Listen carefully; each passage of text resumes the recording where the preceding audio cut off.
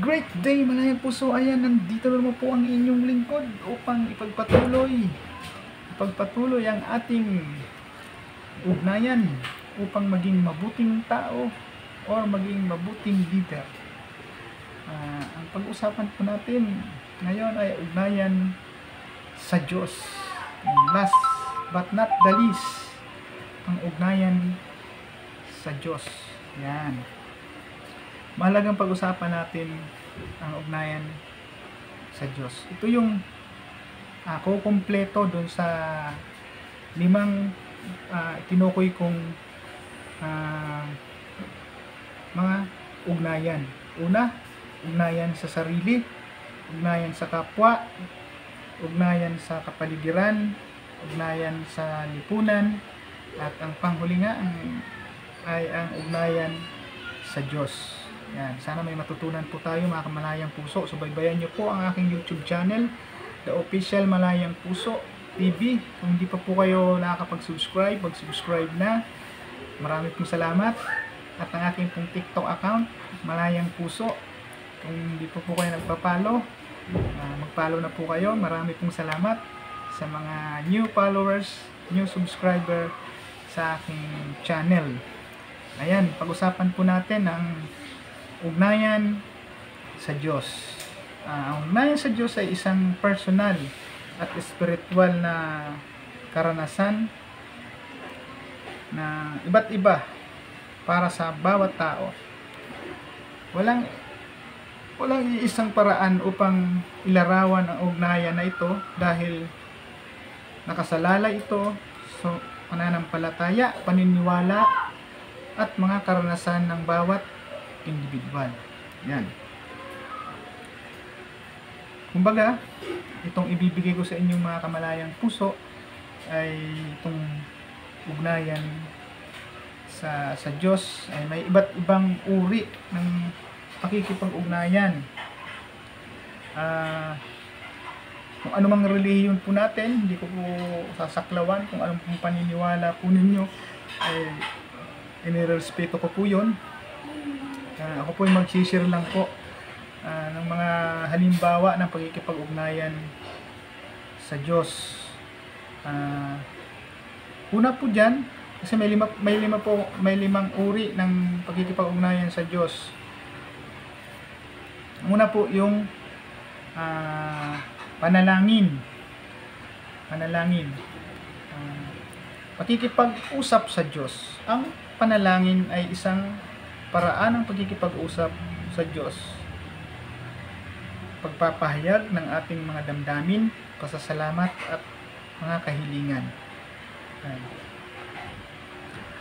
Pagmuni-muni. Ang pagmumuni-muni ay isang paraan ng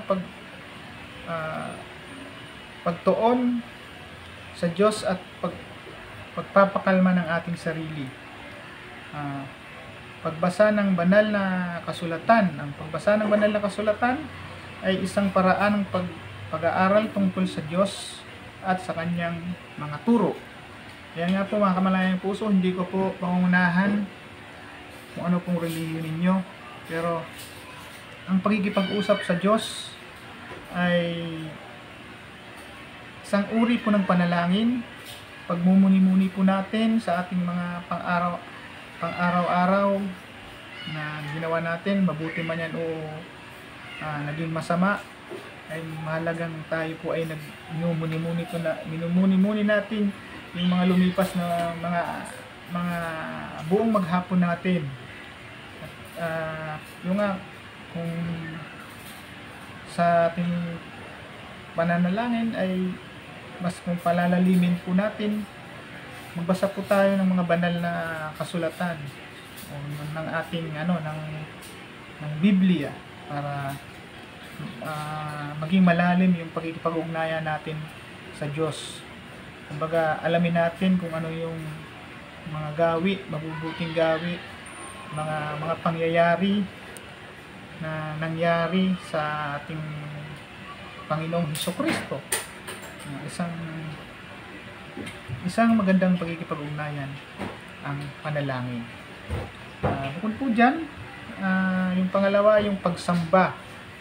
Yung pagsamba, yung pagsimba, pagpunta sa tahanan ng ating Panginoon, yung simbahan, kapilya, kung ano man po mga tawag natin sa mga bahay sambahan natin, ay importante po yun. Alam natin. Ito na po, banggitin ko lang po yung mga uri ng pagsamba. Yun, pagdalo sa mga serbisyo ng simbahan.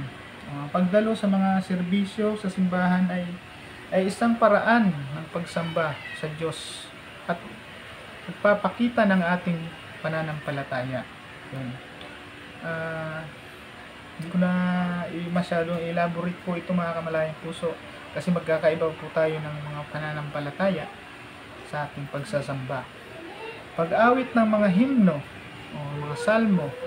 Ang pag-awit ng mga himno ay isang paraan ng pagpapahayag ng ating pagsamba at pagpapuri sa Diyos. Yun. Yung iba pong mga kasamahan nating relihiyon, sa pamamagitan po ng awit ay naibibigay nila yung yung faith nila sa ating Panginoon na nasa langit. Ako po ay isang Katoliko, ay nagbibigay din po kami ng mga pag-awit para po sa ating Panginoon para makipag-ugnayan sa pamamagitan ng pag-awit sa loob ng bahay sambahan. Ang paggawa ng mga gawang kabutihan, yun, tama po yun. Alam nga naman nandiyan ka sa bahay sambahan ay gumagawa ka pa ng kalukuhan. Hindi ka nakasentro sa pakikipag-ugnayan sa Diyos. Kung nasa bahay sambahan ka, kung ano-ano ang nakikita mo, mga kamalian ng kapwa mo, yun yung nakikita mo, hindi ka nakasentro sa Kanya, di ba? Ang ibig sabihin nga niyan, ang paggawa ng mga gawa ng kabutihan ay isang paraan ng pagpapakita ng ating pag-ibig sa Diyos at sa ating kapwa.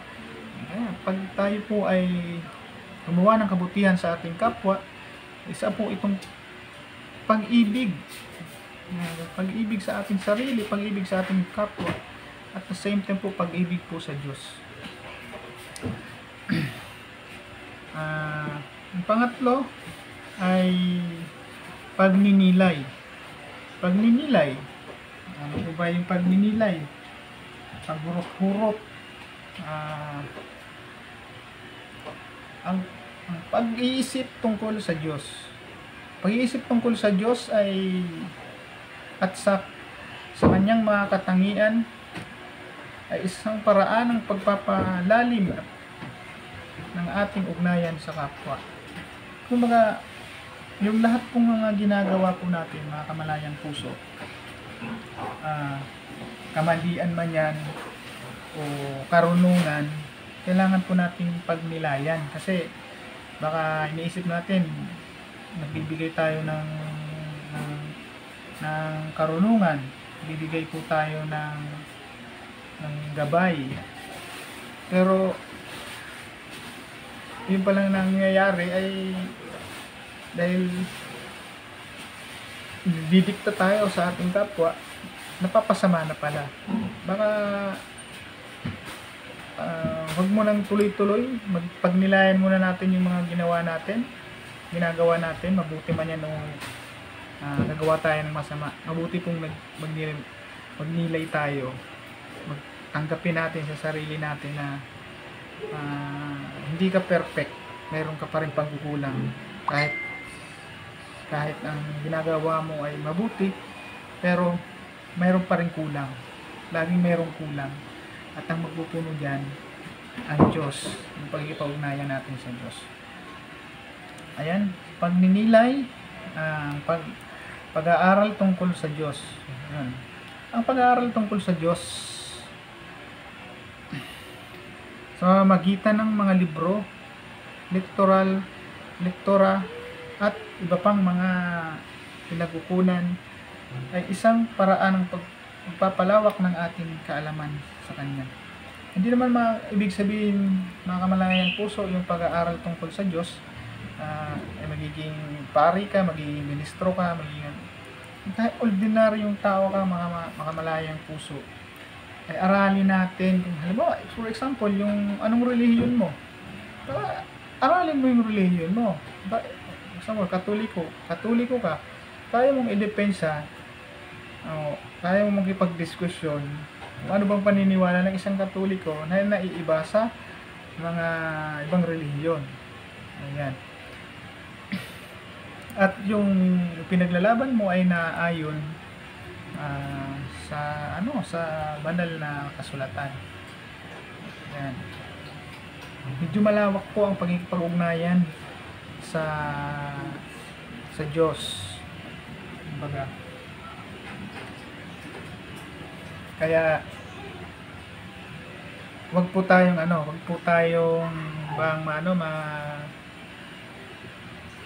magsawa. Lagi po tayong lumapit sa Kanya. Yun, sa pagninilay po nga ay yung paghahanap ng kahulugan sa buhay. Ang paghahanap ng kahulugan sa buhay ay ang maaaring makatulong sa atin ang pag-uugnay sa ating ugnayan sa Diyos. Yung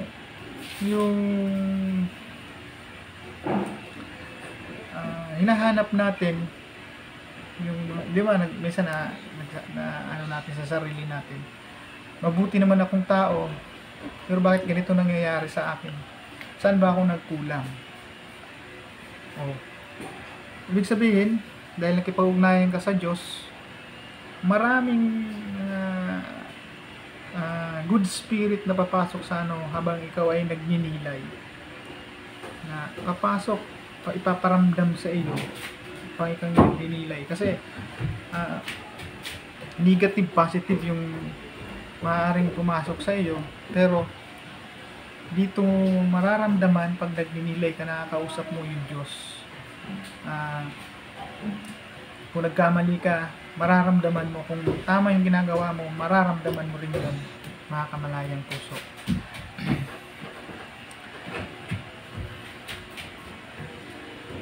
Yan.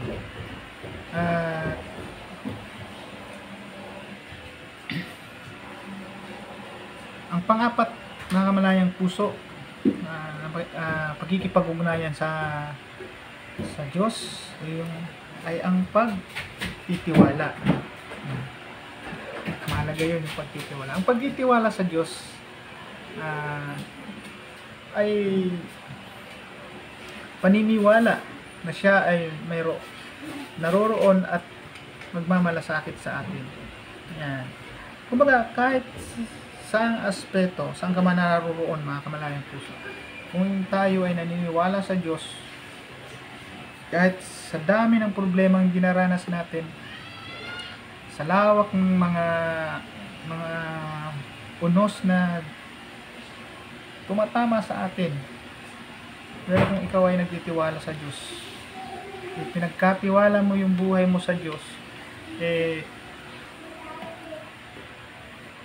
hindi kanya pababayaan. Diba? Tingnan mo naman yung mga ibon, hindi naman sila nagtatanim, hindi naman sila nag-aani para mag-imbak ng kanilang pagkain, pero sa oras na sila ay magutom, umagat, tanghali, hapon, gabi, ay binibigyan sila ng pagkain ng Panginoon, dahil sila ay isang halimbawa na nagtitiwala sa Diyos. Tayo mga tao, sa sobrang kasakiman, nagpapasiguro, hindi natin alam, nakaka-apekto na pala tayo sa ating kapwa. Dahil wala tayong tiwala sa Diyos. Ang pinaniniwalaan natin ay pag walang imbak, wala tayong power, wala tayong langas, ay hindi tayo mabubuhay. Pangalawa, sa paniniwala o pagtitiwala, pagsunod sa kanyang kalooban. Yun. Medyo mabigat na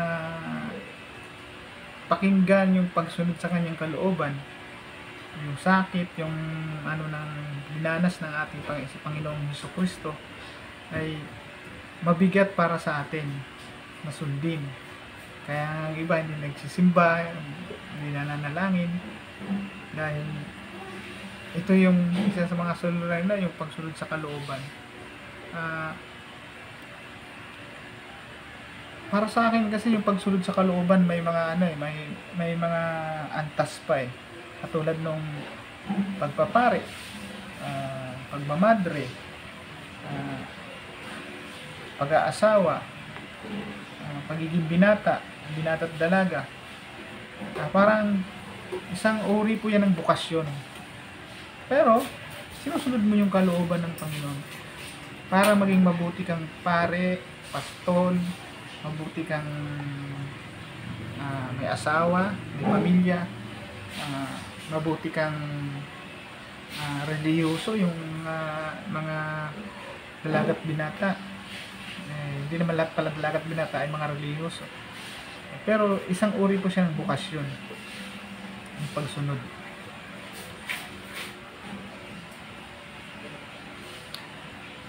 Kasi kaya yung pagsunod sa kalooban ng Diyos ay ang paggawa ng mga bagay na alam natin kanyang nais.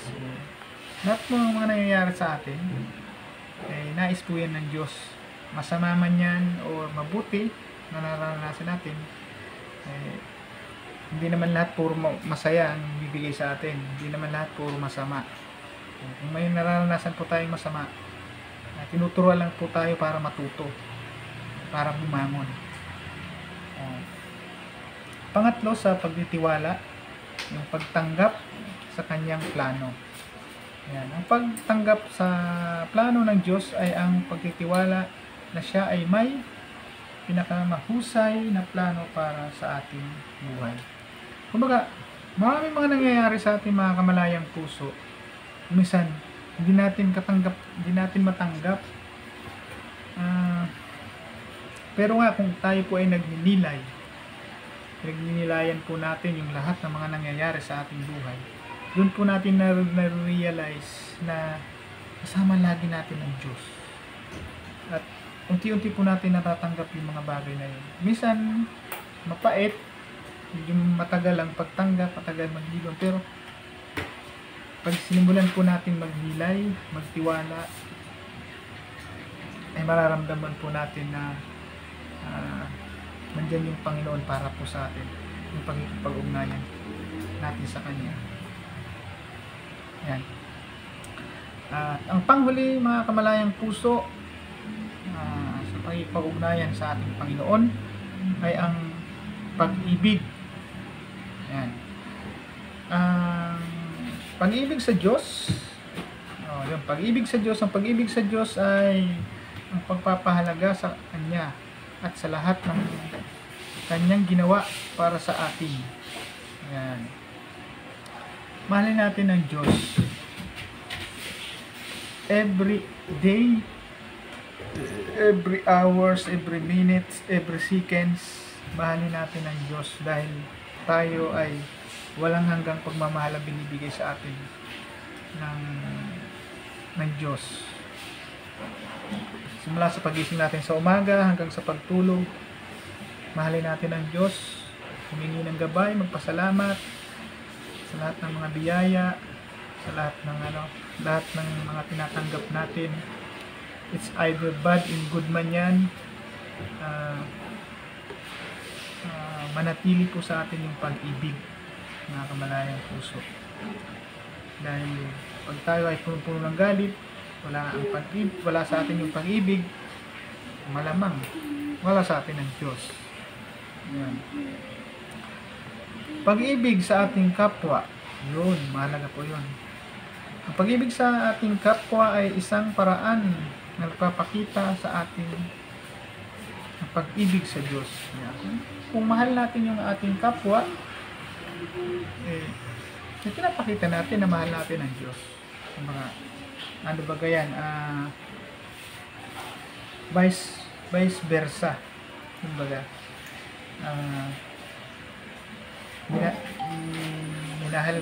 minahal kita, mahal mo rin ako. Parang ganun yung pakikipag-ugnayan natin sa Panginoon.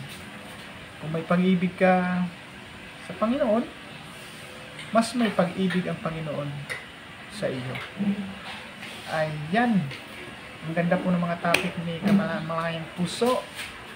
Yung 5 uri ng pakikipag-ugnayan at para maging mabuting tao o isang leader. Ito pag hindi po natin nakumpleto, ang hirap kumpletuhin to, yung limang ugnayan na to, talagang hindi tayo magiging mabuting tao, hindi tayo magiging mabuting leader, hindi rin tayo magiging mabuting tagasunod pag hindi po to kumpleto. Itong 5 ugnayan na ito, mga Kamalayang Puso. Kaya sana makakalahati tayo para maging mabuting tao po tayo. Hindi man tayo perfect, pero sa tulong ng gabay ng Panginoon, sa pag-share ko ng 5 ugnayan, ay sana may natutunan po kayo. Maraming salamat. Bye-bye. See you next vlog.